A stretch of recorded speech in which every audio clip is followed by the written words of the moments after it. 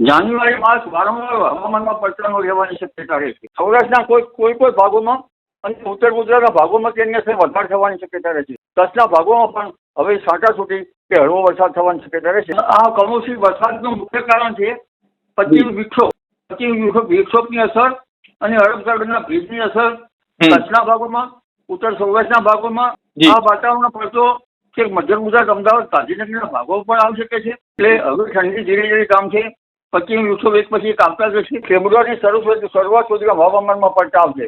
હાલ જોઈએ તો આમ તો હવે શિયાળાનો સમય છે ને ઠંડી પડવી જોઈએ, પરંતુ તેના બદલે ગુજરાતનું વાતાવરણ અત્યારે બદલાયેલું છે. ગઈકાલે જ્યારે આપણે અંબાલાલ કાકા સાથે વાત કરી હતી ને ત્યારે તેમણે કહ્યું હતું કે આવતીકાલથી જ રાજ્યમાં છે વાતાવરણમાં પલટો આવી શકે છે. વાદળછાયું વાતાવરણ અને અનેક જગ્યાએ છે તે હળવો વરસાદની પણ શક્યતા તેમણે વ્યક્ત કરી હતી. અને તે મુજબ જ આજે જોઈએ તો અનેક જગ્યાઓ છે સવારથી જ જે વરસાદ છે, કમોસમી વરસાદ, તેના સમાચાર આપણે સાંભળી રહ્યા છીએ. હળવો વરસાદ આવી રહ્યો છે, વાદળછાયું વાતાવરણ જોવા મળી રહ્યું છે. શું છે તેનું કારણ અને હવે આગામી દિવસોમાં કેવું વાતાવરણ રહેશે તેને લઈને વાત કરવી છે. ત્યારે આપણી સાથે ગુજરાતના જાણીતા હવામાન નિષ્ણાત અંબાલાલભાઈ પટેલ જોડાઈ ચૂક્યા છે. તો આવો તેમની સાથે જ સીધી વાત કરીએ વાત ગુજરાતી પર. દાદા, વાત ગુજરાતીમાં સ્વાગત કરું છું. જી દાદા, શું કહેશો કે અત્યારે જોઈએ તો જે વરસાદ પડી રહ્યો છે, શું કહેશો શા માટે આ કમોસમી વરસાદ પડી રહ્યો છે અને કેટલા દિવસ આવું વાતાવરણ રહે છે? આ કમોસમી વરસાદનું મુખ્ય કારણ છે પશ્ચિમ વિક્ષોભ અને એક સાયક્લોનિક સર્ક્યુલેશન રાજસ્થાનના ભાગ પર રચાયું હતું તેના કારણે અને અરબ સાગરનો ભેજ પશ્ચિમ વિક્ષોભના કારણે સૌરાષ્ટ્રના ભાગોમાં થઈને કેટલુંક દક્ષિણ ગુજરાતના નવસારી, સુરત વગેરે ભાગોમાં થઈને જવામાં હતો.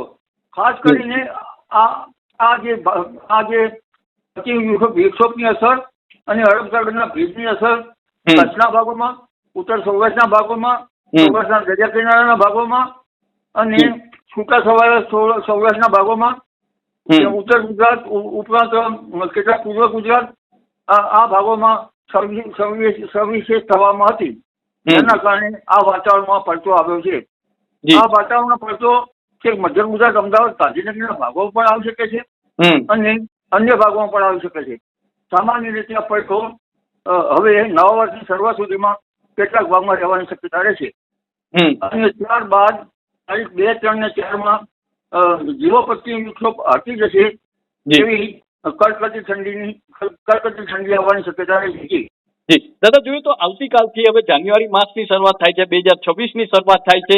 તો જાન્યુઆરી માસ કેવો રહેશે? જાન્યુઆરી માસ વારંવાર હવામાનમાં પલટાનો રહેવાની શક્યતા રહેશે. ઓકે. કારણ કે એક નબળો પશ્ચિમ વિક્ષોભ તારીખ 7 થી 10 આવવાની શક્યતા રહેશે અને તેના કારણે પણ હવામાન પલટાશે. જ્યારે પશ્ચિમ વિક્ષોભ આવતો હોય છે ત્યારે ઠંડી ઘટી જતી હોય છે. કારણ કે વાદળોની અસરના કારણે લઘુત્તમ તાપમાન ઉચકાતું હોય છે.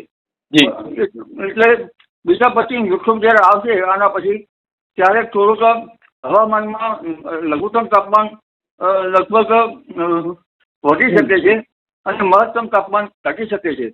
પરંતુ ત્યારબાદ પણ એક પશ્ચિમ વિક્ષોભ આવવાની શક્યતા રહેશે. 18 તારીખની આસપાસ, 18 થી 21 ની આસપાસ 11 તારીખે પણ હવામાનમાં પલટો આવશે. એટલે હવે ઠંડી ધીરે ધીરે કામ છે. પશ્ચિમ વિક્ષોભ એક પછી એક આવતા જશે અને આ પશ્ચિમ વિક્ષોભની અસર માત્ર જાન્યુઆરી નહીં, ફેબ્રુઆરી, માર્ચ અને એપ્રિલ માસમાં પણ થવાની શક્યતા રહેશે. એપ્રિલ માસમાં પણ એક દેશના ઉત્તરીય પર્વતીય પ્રદેશોમાં પશ્ચિમ વિક્ષોભ આવતા જશે. એટલે આ હવામાન જે છે એમાં મોટા પડતા આવતા રહેશે. જી તો દાદા, જે રીતે વાત કરી છે કે જાન્યુઆરી માસની જે શરૂઆત થવા જઈ રહી છે, 2026ની શરૂઆત થવા જઈ રહી છે, ત્યારે જાન્યુઆરી માસમાં છે તે વાતાવરણમાં પલટો છે સતત આવતો રહેશે. દાદા, અત્યારે જોઈએ તો જે વાતાવરણમાં બદલાવ આવ્યો છે, વાદળછાયું વાતાવરણ જોવા મળી રહ્યું છે, તો ક્યાંક હળવો વરસાદ પણ જોવા મળી રહ્યો છે.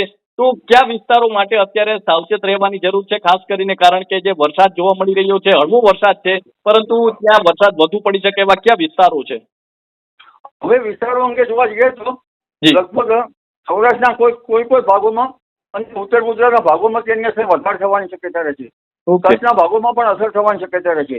જેમ પાટણ, સમી, હળીના ભાગો, મહેસાણાના ભાગો, આ ઉપરાંત લગભગ વડનગર વિસ્તરણના ભાગો અને કેટલાક સાબરકાંઠાના ભાગોમાં હવામાનમાં વધુ પડતો આવવાની શક્યતા રહે છે.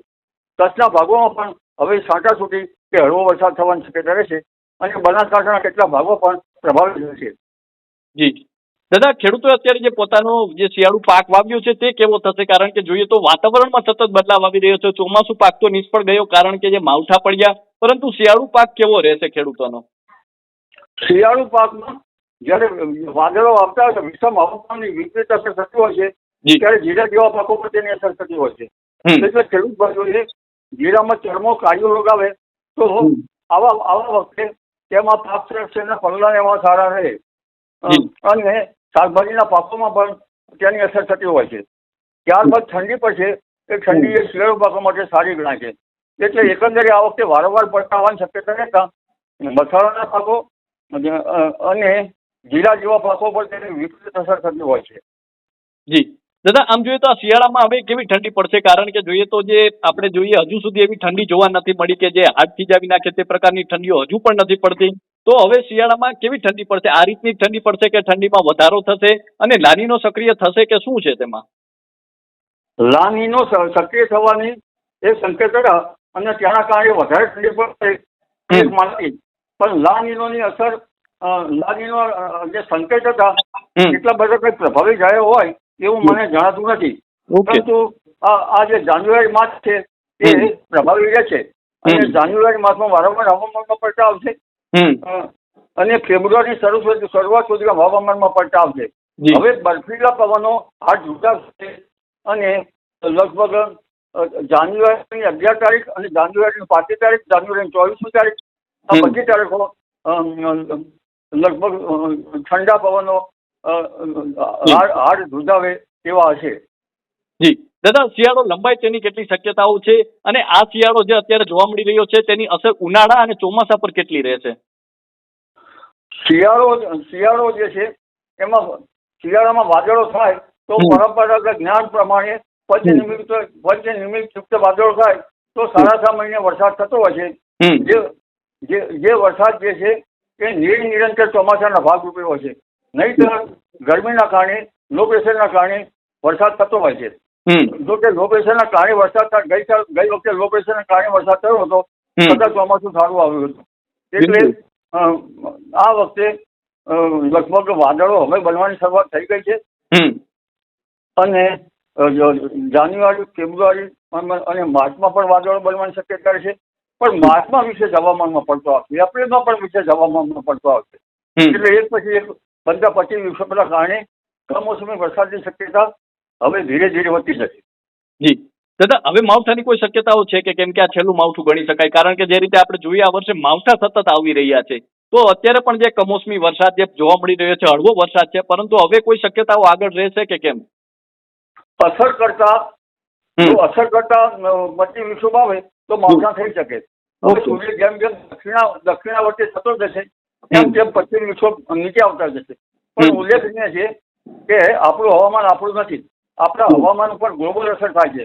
એટલે લગભગ આપણા હવામાનમાંથી મેડિટેરિયન દરિયો સમુદ્ર છે ત્યાંથી ભારે વરાળ ઉઠે અને એ વરાળ લગભગ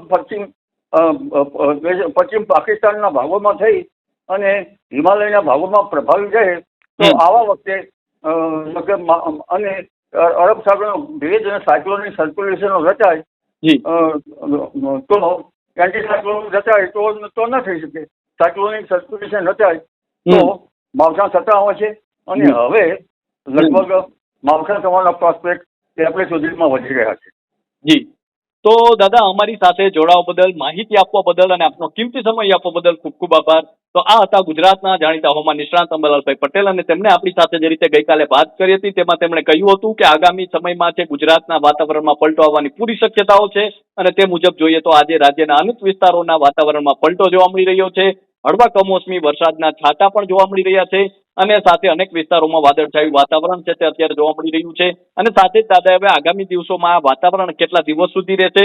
હવે જાન્યુઆરી માસ શરૂ થવા જઈ રહ્યો છે આવતીકાલથી, તો જાન્યુઆરી માસ કેવો રહેશે, સાથે ફેબ્રુઆરી અને માર્ચમાં કેવી ઠંડી પડશે, તે તમામને લઈને આપણી સાથે વાત કરી છે. તો અત્યારે બસ આટલું જ. ફરી મળતા રહીશું વાત ગુજરાતી પર.